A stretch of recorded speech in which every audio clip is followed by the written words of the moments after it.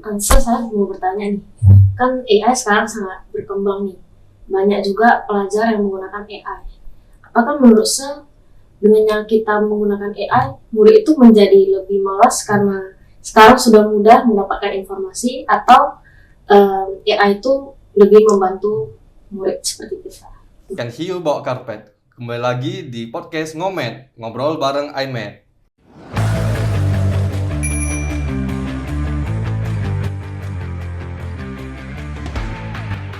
Sebelumnya saya perkenalkan diri dulu. Nama saya Kenny Junior dari semester 3 jurusan Bisnis Digital. Nama saya Jesslyn, saya juga semester 3 Bisnis Digital. Jadi Jesslyn, kita hari ini kedatangan tamu spesial, salah satu dosen kita juga ya, Kaprodi Bisdi. Selamat datang Pak William Tandeas. Selamat sore, perkenalkan saya William, saya dosen dan Kaprodi Bisnis Digital. Oke, Sir. Sebelumnya kita boleh perkenalan lebih lanjut dulu ya, Sir. Karena di semester 3 kan kita tidak ada bertemu dengan Sir nih. Iya. Nah, boleh Sir jelaskan kayak latar belakang Sir gitu? Oke, boleh. Mengenai latar belakang saya lebih terjun ke dunia pendidikan. Dunia pendidikan saya sudah berkarir 20 tahun. Dari 2009 saya sudah mengajar dan sampai sekarang juga mengajar. Dan juga terakhirnya saya mengajar di sekolah Cinta Budaya dan berakhir jadi dosen juga. Akhirnya bergabung ke iMed juga, Sir. Iya, berakhir di iMed. Itu serunya sih. Sebelumnya sering juga sekedar bertemu Sir ya, berpapasan. Oke. Sir, karena kita ini kan dari jurusan bisnis digital. Kita bertanyakan tentang hal yang berhubungan dengan dunia bisnis digital tentunya. Iya, boleh. Mungkin salah satunya saya boleh bertanya gini, Sir. Kita kan tahunya industri digital tuh berkembang cepat sekali, Sir. Kita dapat bilang dalam 2 tahun itu sudah banyak dinamika yang terjadi di dunia di dunia industri juga yang mempengaruhi kita bilang penyerapan tenaga kerja. Nah, menurut Sir sendiri, apakah kita kampus dapat bergerak menyesuaikan dengan kecepatan perubahan dari industri digital tersebut, Sir? Bisnis digital ini sebenarnya adalah kurikulum terbaru ya. Artinya adalah jurusan terbaru. Biasanya bisnis digital ini dia memang lebih terjun ke dunia seperti digital marketing, tapi juga ada mempelajari tentang manajemen, akuntansi juga ada gitu. Nah, mungkin dari dulunya kalau boleh saya simpulkan dan lebih ke dalamnya, kalau masa dulu itu ada namanya sarjana ekonomi. Sarjana ekonomi itu mungkin terbagi lagi dan digabung jadi satu ya. Misalnya kayak manajemen dan akuntansi itu dulu gelarnya sarjana ekonomi. Oh, dulu ada terpisah? Iya, dulu terpisah. Nah, kemudian di tahun 2013-14 kurikulum terbaru lagi dipisahkan jadi SM sama SAK, sarjana manajemen dan sarjana akuntansi. Nah, itu dipecah lagi, sama-sama ilmu terapan ekonomi, tapi gelarnya sudah berubah karena berseiring berjalannya dinas dan perubahan di industri revolusi ini gitu. Nah, kemudian di tahun sekarang 2024-2025 itu muncul namanya bisnis digital. Nah, bisnis digital itu tergolong 4. Ya, ada dalam 4, ada manajemen, akuntansi, digital marketing, dan ada pelajari tentang coding juga. Jadi semuanya sudah serba lengkap dibandingkan kita dulunya yang seperti saya subjek awalnya itu sarjana manajemen gitu. Jadi asli saya dulu itu belajar tentang manajemen talk gitu, manajemen gitu. Yang saya pelajari itu semua adalah 80% teorinya. Tapi mungkin prakteknya itu 20% saja. Nah, kalau sekarang bisnis digital itu mungkin 50% di manajemen, 50% itu di IT atau SI. Jadi seperti contoh sekilas, kalau boleh saya kasih ilustrasinya ya, seperti kayak fingerprint saja, itu sangat simple, itu adalah cover gabungan bisnis digital, manajemen dan ada SI-nya, IT. Itu. Jadi sering berjalannya waktu mengenai perubahan digital ini itu sangat bisa dikatakan modern gitu. Jadi sering berjalannya waktu bisnis digital itu sangat penting sih. Apalagi di bisnis kita itu mengajar kita lebih ke technopreneur. Technopreneur. Ya, gitu. Karena kita di bisnis digital itu memang kita selama perkuliahan terasa banyak multi Multitasking ya. jurusan. Multitasking. Iya, Seperti multitasking karena Yes. kita ada belajar tentang ya seperti yang saya bilang marketing, ada Manajemen, teknologinya juga, ya, manajemen dan akuntansi juga. akuntansi juga. Dan dia baca coding juga. Betul, Sir. Nah, jadi Sir, kayak kita kan di dunia digital itu bisa dibilang mau belajar sekarang mudah. Sesederhana kita bisa menanyakan pada yang sekarang ada nama AI. Nah, menurut Sir sendiri ada nggak sih hal terpenting di proses pembelajaran yang kita nggak bisa dapat dari internet? Bisa. Ada Sir. Salah satunya mungkin dari pembentukan karakter. Itu yang tidak bisa didapat dari dunia manapun. Karena sekalipun bisnis digital lebih canggih, AI lebih canggih, tapi percayalah AI itu memang semakin lama semakin canggih. Dan semua orang sudah menuju ke dunia digital. Nah, makanya reformasi sekarang itu lebih ke nuansa digital gitu. Jadi semua bisa didigitalkan. Kalau dulu mungkin beda ya. Dulu mungkin belum seperti zaman sekarang. Nah, kalau sekarang zamannya AI, jadi apapun bisa tercover dengan namanya AI gitu. Nah, contoh sekilas kayak kita mau cari sesuatu aja tinggal AI, ChatGPT gitu misalnya, gitu kan. Nah, tapi ada beberapa hal yang tidak bisa didapat di dunia manapun, pembentukan karakter kita. Karena gimana pun, sekalipun kita dunia ke digital atau misalnya serba AI, tapi pembentukan karakter itu tidak bisa dapat dari AI. Dari manapun tidak bisa dapat dari AI. Gitu. Ya, menarik. Karena kalau kita bicara sesimpel memakai AI itu kan memudahkan urusan kita. Tapi kalau berhadapan dengan dunia kerja memang tidak semuanya bisa kita andalkan AI saja. Ya, benar. Saya mau bertanya nih, kan AI sekarang sangat berkembang nih, banyak juga pelajar yang menggunakan AI. Apakah menurut saya dengan kita menggunakan AI, murid itu menjadi lebih malas karena sekarang sudah mudah mendapatkan informasi, atau AI itu lebih membantu murid seperti kita? Oke, kalau boleh saya kasih masukan, sebenarnya AI itu adalah sesuatu pembantu saja. Ibarat seperti saya bilang, mungkin AI itu hanya sebagai penopang, alat penyedia informasi tambahan. Tapi sebenarnya kalau saya bisa katakan, kita harus lewat dari panduan sebenarnya. Panduan dari buku, lewat dari mungkin seperti ada buku-buku ibu gitu, kita boleh lihat dulu. Karena ada beberapa kali ChatGPT itu sebenarnya ada hasil yang salah. Saya pernah share, ada beberapa yang kita masukkan saya soal gitu, pertanyaan, tapi yang dijawab itu banyak yang salah.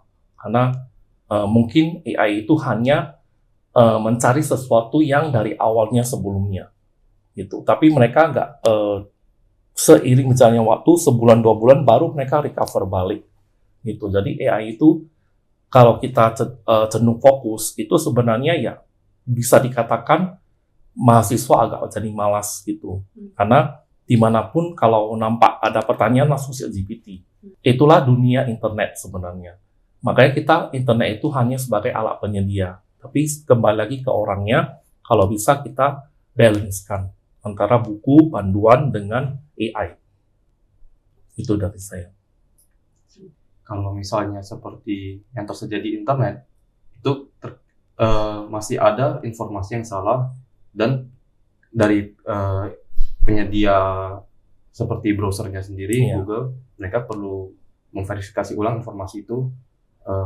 Tapi kalau begitu, kalau mereka bisa memverifikasi ulang tersebut, contoh kecilnya kayak, sorry ini bahasa itu jadi agak berantakan ya, Gak apa-apa.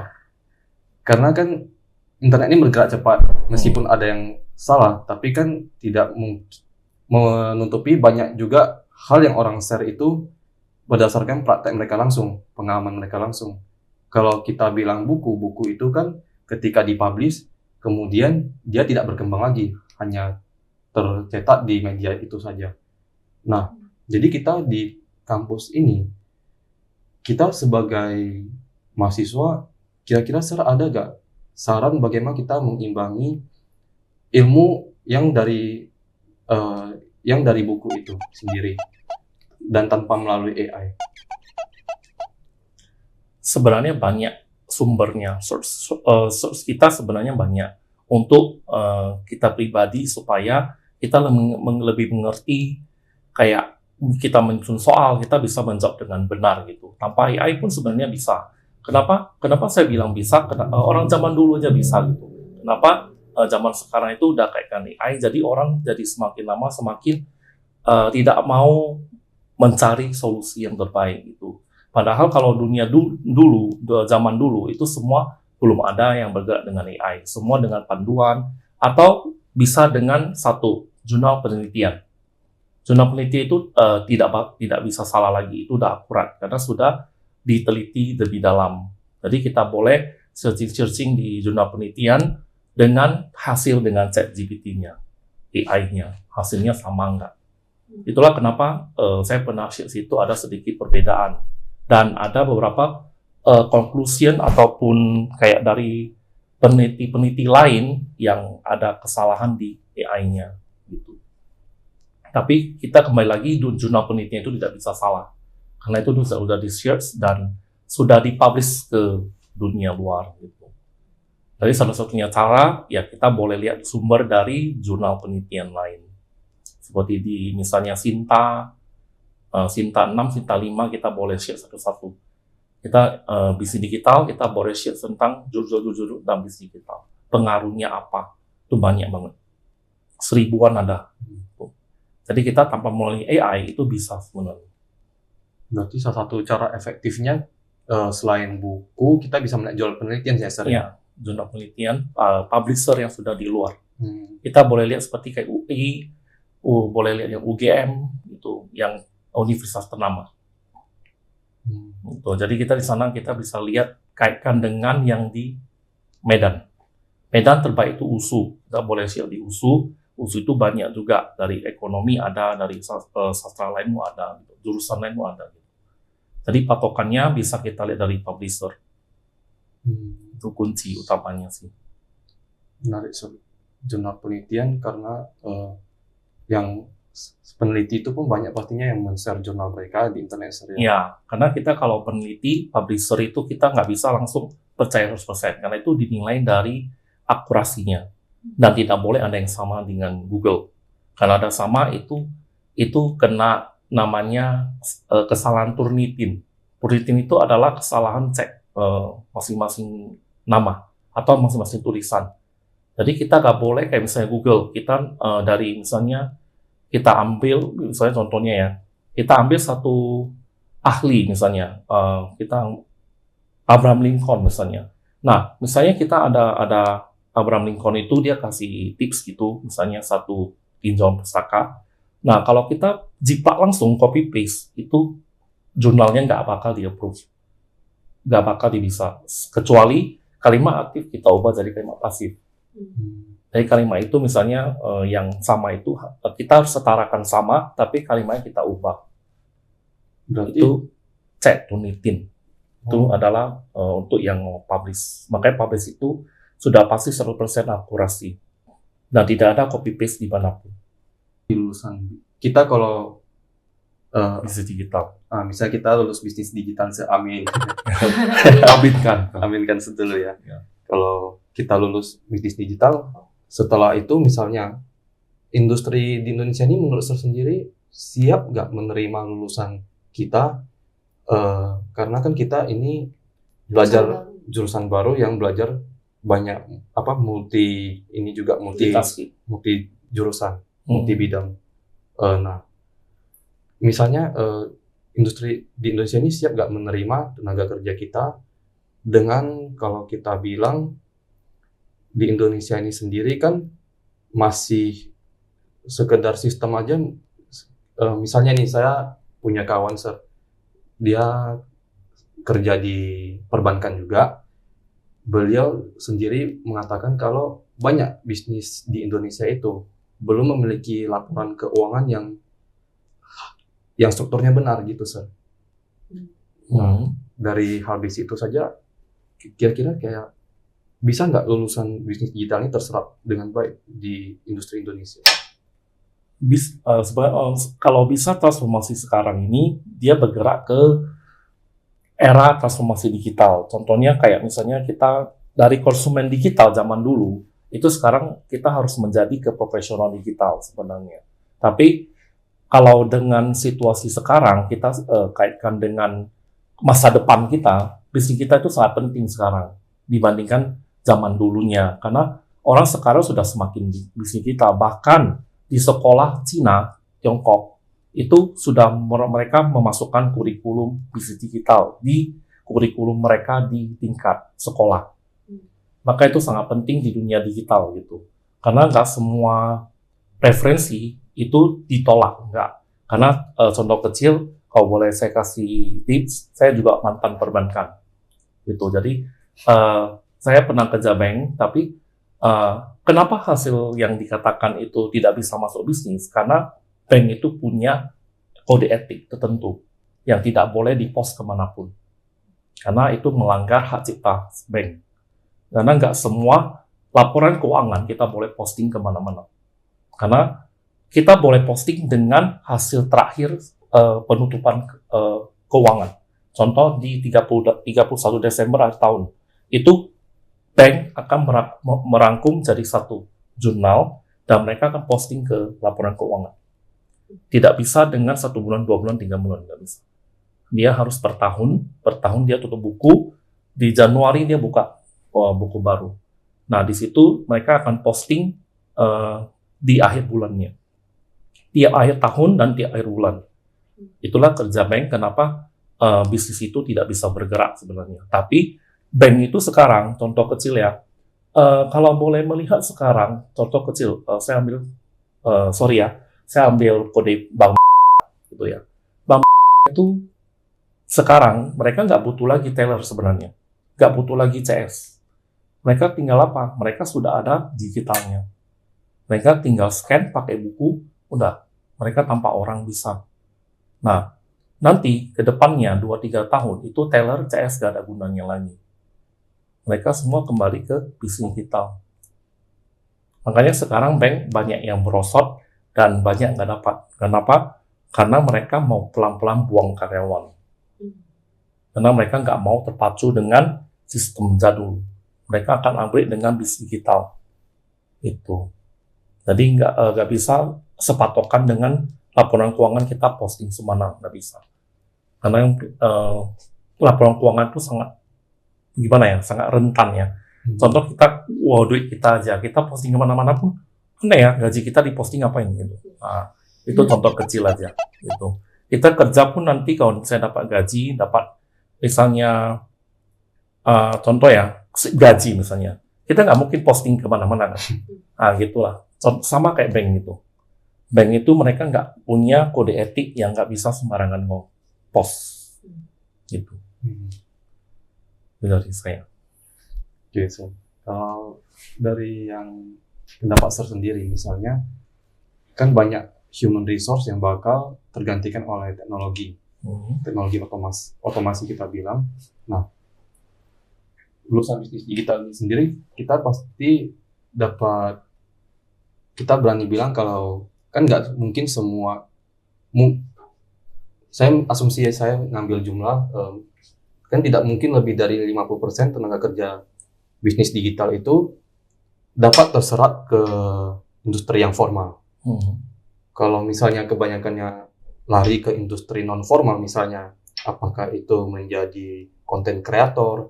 Nah, kalau begitu Sir, kira-kira untuk apa susah-susah kuliah di kampus bagi mereka yang merasa memang kelihatannya nih kan dunia teknologi bakal lebih menjamin di sektor yang informal sekarang, karena di sektor yang formal ini persaingan ketat, Sir.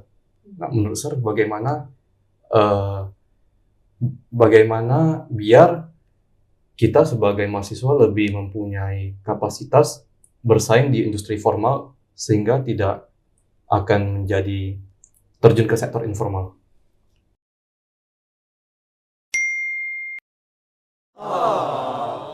Sebenarnya kembali ke pihak kita masing-masing ya. Karena kalau menurut saya pribadi ya, kita mau terjun formal atau informal itu tergantung kita nanti dunia lapangan kerja gitu. Nah, sekarang yang kita butuhkan adalah institusi, adalah pengembangan di sekolah tinggi kita. Sekolah tinggilah yang membimbing kita, mengarahkan kita nanti ke depannya mau ngapain gitu. Nah, contoh kecil, kalau kita udah sarjana nih, saya sarjana misalnya kita katakan bisnis digital lah, belum tentu kita bisa seorang ahli digital, bisa aja kita ke ahli yang lain. Nah, tergantung lapangan kerja kita terbuka kemana. Contoh kecil, ada orang jadi marketing, dia sarjana Eskom komputer, harusnya IT dong, tapi terjun ke dunia sales, gitu. Apa gunanya gitu? Mereka sekolah ngapain gitu? Nah, gitu. Jadi kembali lagi, ada zaman dulu kayak misalnya saya guru lah, saya guru sekolah. Guru sekolah wajibnya sarjana pendidikan, harus SPD. Tapi kenapa sarjana luar diterima? Sarjana saya bukan bidang pendidikan, kenapa diterima jadi guru? Nah, kembali lagi, lapangan kerja terbuka nggak untuk kita? Nah, sekali lagi, kalau saya kasih masukan, bisa kasih tips, kembali kita ke pengalaman kerja sebenarnya.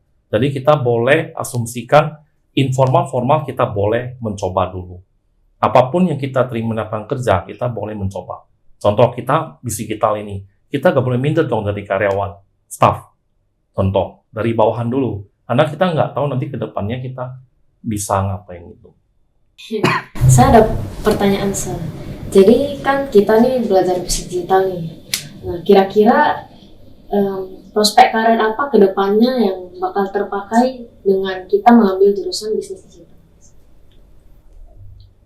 Bisa mengarah ke misalnya content creator, bisa digital marketing, bisa gitu. Jadi content creator itu mereka perpaduan antara mereka siap dunia digital atau mereka pakai bantuan tim lain gitu. Misalnya seorang content creator nggak bisa bergerak sendiri. Digital marketing juga sama, mereka butuh tim gitu. Jadi semua yang berhubungan dengan content creator itu harus punya tim yang bisa memadu mereka gitu. Contoh kecil kayak kita lihat founder-founder lain, contoh kayak ada Makan Mana misalnya kan, kita lihat di Instagram tuh wow banget gitu. Nah, tapi sebenarnya itu mereka pakai tim gitu. Jadi bisa nggak bisnis kita itu berjalan ke depannya? Ya pasti bisa. Karena transformasi sekarang lebih ke era digital. Apalagi industri sekarang kan sudah 4.0, nanti bentar lagi mungkin 5.0 apa-apa, kita nggak tahu gitu. Nah, itu bisnis kita itu penting. Karena konsumen dulu, mereka mau cari konsumen digital, mereka pakai ketik manual misalnya. Tapi sekarang kita mau belajar tentang bagaimana jadi profesional digital. Itu dari saya. Ini kalau dari, boleh saya tanya ya, gantian. Kalau dari mahasiswa sekarang, mahasiswi dari Kenny sama Jesselyn, sejauh ini apa yang kalian tahu tentang bisnis digital? Apa yang kalian sudah pelajari dan sudah mengerti tentang digital nggak gitu? Nah, itu juga. Karena mungkin lulus semester 3, nah apakah sudah tahu gambarannya gitu? Nah, mau dari Jesselyn dulu atau aku? Jesselyn dulu boleh. Kalau dari yang saya tahu, bisnis digital ini belajar tentang bisnis tapi dia mencakup ranah digital juga. Jadi bisnis digital ini bisa lebih berkembang daripada bisnis konvensional, karena kan zaman sekarang tuh lebih banyak orang itu menggunakan digitalisasi daripada ya kita lihat sekarang aja, misalnya kayak sekarang aja gen milenial, Gen Z, Gen Alpha tuh semua sudah memakai media sosial digital gitu. Jadi yang saya ketahui, jadi prospek bisnis digital ini sangat bagus untuk sekarang, karena kan sekarang ini banyak user dari ya seumuran kita seperti seumuran saya juga banyak yang menggunakannya, jadi banyak yang mengadopsi. Banyak yang bisa diadopsi. Oke. Dari Kenny? Kalau saya sendiri, saya sendiri tertarik bergabung di bisnis digital memang karena saya pada awalnya ini kan sebelumnya saya ini cerita masa lalu sedikit, Sir, ya. Ya, nggak apa-apa. Sebelumnya saya kuliah itu di sarjana arsitektur. Sarjana arsitektur karena saat itu memang saya belum ada ini Gambaran. enggak. Jadi saya sorry kalau agak berantakan, nggak apa-apa. Pengalaman pertama podcast. Jadi agak dulu. Iya. Jadi sebenarnya saya ini kan profesinya sebagai graphic designer, sir. Nah, dulu awalnya pengen cari kuliah graphic design itu di Medan, ternyata nggak ada. Nah, yang paling mendekati saya dapat info dari kenalan saya itu di jurusan arsitektur. Mereka banyak memakai aplikasi-aplikasi yang berhubungan dengan vektor. Karena kan itu supaya bisa mereka desain lebih akurat. Lalu saya masuk jurusan arsitektur, sebenarnya dasarnya karena gitu, sir. Nah, ketika berjalannya perkuliahan mungkin selama 2 tahun, kita kan mengalami namanya pandemi, sir. Iya. COVID-19 itu juga, pas kena COVID itu memang saya sudah ada rencana untuk berhenti awalnya karena satu, tidak dipungkiri kuliah itu stres. Mungkin saya tahu dari kawan-kawan banyak yang sampai mengerjakannya tugasnya berhari-hari. Iya. Nah, satu alasan itu, terus dengan juga alasan finansial karena pada saat itu keluarga juga terdampak secara bisnisnya. Jadi saya pikir mungkin saya stop dulu. Ini saatnya saya stop di arsitektur. Terus mungkin berselang 3 tahun kemudian saya ketika ini ya situasi mulai normal, saya ingin berkuliah nih, tapi saya pikir-pikir lagi, saya kalau berkuliah lagi mungkin bakal telat nih kalau mengejar yang terlalu teknis di suatu profesi, entah itu arsitektur atau entah itu kedokteran. Jadi saya pikir sekarang kan yang lagi berkembang memang dunia digital. Apalagi dengan posisi saya dari yang awalnya coba-coba belajar graphic designer, saya pikir mungkin sudah saatnya saya sekalian belajar bisnisnya. Karena kan tidak selamanya kita bisa terus-terusan menjadi istilahnya tukang sel. Nah, jadi saya pikir untuk biar membantu karir saya naik juga, saya ingin ngambil perkuliahan. Nah, kebetulan ketika saya mencari tahu di IMED ini kan ada jurusan bisnis digital. Selain bisnis kan dia ternyata ada belajar marketing juga. Dalam marketing itu kan satunya ada branding, so. Iya. Nah, saya tertarik di situ juga. Mungkin itulah alasan kuat saya kuliah, saya mengambil jurusan bisnis digital, so. Karena ingin mempelajari cara men-scale up dari saya yang awalnya bekerja dengan orang, bagaimana saya bisa berdiri sendiri gitu di dunia digital ini, so. Oke. Begitu kira-kira. Iya, boleh. Nggak masalah. Mungkin ini pertanyaan terakhir ya. Kalau pertanyaan terakhir biasa harusnya agak berat dan Semakin panjang biasanya. biar lebih berdaging ilmu. Iya. Sir, ya. Nggak apa-apa. Kalau kita bilang kan begini, sir, realita di Indonesia sendiri saja kita sulit untuk mencari kerja nih, sampai banyak yang menggaungkan hashtag kabur aja dulu ke luar negeri. Nah, kalau begitu, sir, apakah kita lebih baik daripada kalau misalnya kita bilang ingin lebih fokus ke dunia digital, apa nggak lebih baik ke sektor langsung terjun saja mencoba ke sektor informal tersebut? Karena kalau kita mau ke sektor formal, mungkin kalau ke luar negeri kan kita mungkin bakal kalah saing nih, karena dengan perkembangan teknologi mereka mungkin lebih mahir. Jadi kita pastinya ketika melamar di sektor formal kalah saing.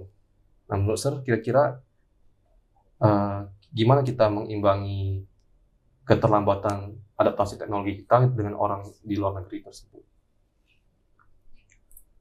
Kita susah mengimbangi sebenarnya ya. Karena jujur Indonesia itu kalah saing dengan negara lain gitu. Kalau negara lain mungkin dari kecil mereka terbiasakan dengan serba gadget, serba digital. Tapi digital mereka sebagian Z itu mereka bukan untuk main-main sebenarnya. Mereka bertujuan untuk mencari digitalisasi dan mencari konten-konten yang bermanfaat. Nah, kenapa dunia luar itu lebih berkembang? Karena mereka sering beradaptasi dengan revolusi industri. Kemudian mereka cari pengalaman pribadi lepas pribadi gitu. Misalnya kita masih SMA atau SMP, kita boleh cek kerja misalnya. Kerja sampingan mungkin kecil-kecilan membantu orang tua contohnya. Atau kita dari SMP, SMA, kita boleh jadi asisten kerja. Atau asisten ngajar misalnya. Jadi guru dulu tapi asisten gitu. Jadi apakah bersaingnya informal-formal itu sebenarnya kembali kita juga. Karena gimana pun Indonesia bakal kalah jauh sebenarnya. Tapi kita bakal tersaingi ketika Indonesia sudah siap di dunia era digital. Kalau sekarang Indonesia itu belum 100% paham tentang digitalisasi. Karena yang jadi content creator aja, mereka sudah mengupdate diri mereka untuk lebih berkembang. Contoh kayak Pak Freddy Kusuma misalnya, dia content creator yang bermanfaat. Mereka nggak ada ilmu apa-apa, tapi mereka mau berkembang di digital gitu. Nggak ada kuliah, nggak ada sarjana, tapi mereka mau berkembang di dunia sana. Karena mungkin satu sisi hanya butuh komunikasi skill. Dari mana? Ya kita boleh belajar dari Zoom meeting lain, seminar-seminar gitu. Workshop tentang bisnis digital lebih jauh gitu. Kalau ada kelas Zoom, kita boleh ikut sertifikasinya. Kalau ada kelas online, offline lebih bagus. Kita datang langsung, kita lihat show-nya. Terus sering tuh ada-adakan kayak Pak James Wee, ya kan? Miss Mary Riana boleh ikut. Cemara aja kok. Ya kan? Di sini itu boleh kita belajar tentang digital gitu. Karena saya dulunya juga tipikal yang nggak paham digital gitu. Tapi lama-kelamaan semakin belajar, ternyata satu penting, soft skill. Kita ada hard skill tapi lupa dengan soft skill. Nah, hard skill kita ditemukan di sekolah, baca, tulis, menghitung, ya bisa menghitung itu ya, Pak jago di mata. Tapi soft skill nggak semua orang bisa. Soft skill itu di mana komunikasi, belajar public speaking. Karena dimanapun orang yang bisa komunikasi itu jauh lebih dibayar mahal sebenarnya. Tapi apakah bisa bersaing dengan digital? Ya bisa. Gitu. Tentunya pasti lebih imani kita lebih dapat lebih benefitnya lebih banyak. Gitu. Jadi kita boleh lihat pelatihan-pelatihan dari luar, kita boleh ikuti gitu sebenarnya. Karena di kampus kita saya pun nggak bisa menjamin ya, bisa 100% itu tercover di kampus gitu. Mungkin di kampus kita bisa terima 60%. Misalnya kita belajar di dunia luar. Seperti kita sekolah. 12 tahun kita sekolah, belum tentu 12 tahun kita belajar semua. Ada hal tertentu ilmu yang kita nggak bisa belajar di sekolah. Gitu. Tapi kita bisa belajar di mana referensi buku-buku gitu. Atau dari para ahli yang lain gitu. Sehingga jika marketing kita tersaingi sebenarnya. Tersaingi nggak sebenarnya tersaingi. Indonesia sudah masuk ke top 10, top 10 terbesar yang mengenai digital. Berkat siapa? Berkat ya founder-founder itu kayak sudah terjun dunia digital.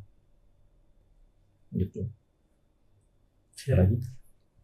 Mungkin sedikit lagi sebelum kita menutup, boleh saya kasih kata-kata untuk kita semua mahasiswa jurusan bisnis? Boleh. Kata-kata gimana? Kata-kata yang mungkin saran gitu, Sir. Saran tentang bisnis kita. Kalau saran dari saya untuk mahasiswa apapun saran saya boleh mencoba dulu gitu. Gak ada salahnya kita mencoba lebih dalam. Nanti setelah kita tamat, kita lihat industri kita lebih terima mana. Tapi jangan lupa kita boleh mencoba dari sekarang gitu. Nah, tipsnya saran saya cari founder-founder ataupun pengalaman-pengalaman dari Jobstreet sekarang. Ya, kita boleh cek, boleh lihat mana perusahaan yang membutuhkan. Karena mereka membutuhkan orang yang fresh graduate sebenarnya. Karena syarat tertentu memang ada yang tertentu, misalnya ada yang misalnya dia butuh S1 tuh, harus syarat S1. Tapi kembali lagi, ada kok orang SMA yang mereka langsung dapat. Kenapa? Pengalamannya. Gitu. Contoh, Wilmar. Perusahaan Wilmar nggak butuh orang S1 sebenarnya. Orang yang berkembang sekarang jadi direksi, itu orang SMA. Bukan orang S1. Maka S1 terjauh. orang sama SMA mereka dibayar mahal karena pengalaman dia gitu. Jadi tips saya boleh mencoba tapi sambil bergerak cari dunia kerja. Kita jangan kayak gimana ya, jangan terpacu dengan kuliah saja.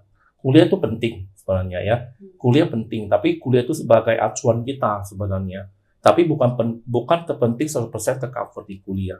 Kita boleh cari pengalaman, kaitkan dengan lapangan-lapangan kerja di luar, kita boleh mencoba. Jaskin, Kenny boleh cari kerja di luar gitu ya, dengan prodi-prodi lain juga boleh gitu. Coba dulu, jadi kita nggak tahu ke depannya nasib-nasiban kita bergerak di mana gitu. Bisa jadi nanti kita jadi CEO. Amin. Direktur. Nah, Itu ending yang bahagia sekali. iya, tapi mencapai itu susah sebenarnya. Kembali lagi, nikmati prosesnya. Nikmati prosesnya. Ya. Itu kata yang mungkin rangkuman dari semua Ya, podcast kita hari ini, Sir ya. Oke. Mungkin karena sudah waktunya, Sir, akan kami tutup juga podcast ini. Oke. Semoga bermanfaat hasil dari podcast kami. Terima kasih semuanya. Semoga bermanfaat. Sampai ketemu di podcast berikutnya. Terima kasih sudah menonton podcast kami. Semoga podcast kami ini bisa bermanfaat untuk para penonton semuanya. Terima kasih. Bye. Kembali lagi lagi di podcast nih. Komet berikutnya. Hmm. Bye.